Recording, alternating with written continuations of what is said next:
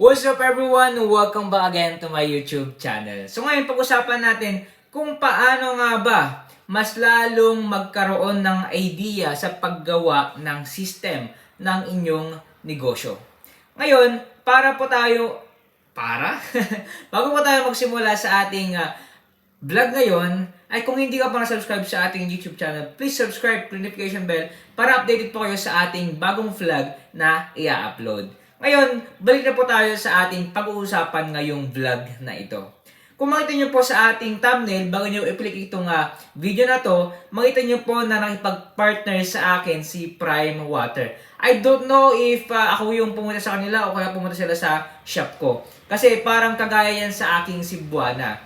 So ngayon, sila po ay pumunta sa aking shop. Tinignan nila yung mapa, kung maganda yung place, kasi andyan yung feasibility study na tinatawag sa business. Ngayon, kung makita nyo na nakipag-partner ako sa Prime Water.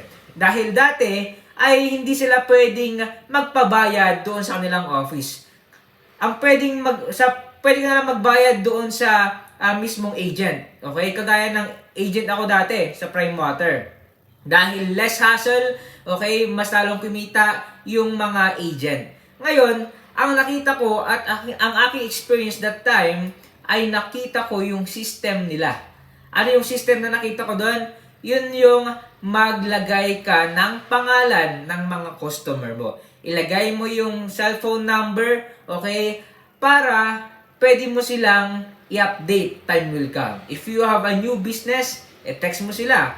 I-add mo sila sa Facebook kasi prospect yan for your future business. At the same time, nakakatulong yung mga partner na, yung pagiging partner kasi is hindi naman yung totally na shareholder sila. Ang ibig ko lang sabihin is yung konting partner o kaya yung ipag-partner lang sila para matulungan, give and take lang naman yun eh. Matutulungan mo sila para mas mabadali yung pagbabayad. At the same time, ikaw ay kikita ka rin, okay? So that time ay tumagal naman, okay? Andun yung nagbigay sila sa amin ng print, okay? Ng kanilang system. Dito mo ilalagay yung name, okay? Yung kanilang resibo and everything. Nakita ko yung system. Kaya yan yung advantage kapag makipag-partner ka sa ibang negosyo. Hindi naman porket makipag-partner ka is kontrolado na yung business mo. It means I give and take and give. Magbibigay ka, meron ka rin makukuha. Okay, that's a biblical principle pa rin. Kaya kung gusto mong magkaroon ng madami pang idea, makipag-partner ka.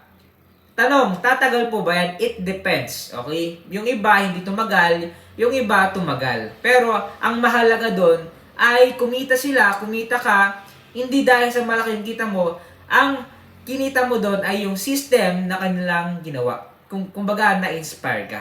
Alright, bago po tayo matapos sa ating vlog, meron pong ginawang libro para po sa inyo, sa mga gusto pong magsimula ng negosyo, sa mga may problema sa negosyo, o kaya naman, mga mahilig magbasa. Yung mga mayayaman dyan na pwede lang i-display sa kanilang bahay o kaya pang regalo. Ito po ay medyo mahal, pero worth it. At the same time, dito nyo po malalaman kung bakit mahal itong libro na to.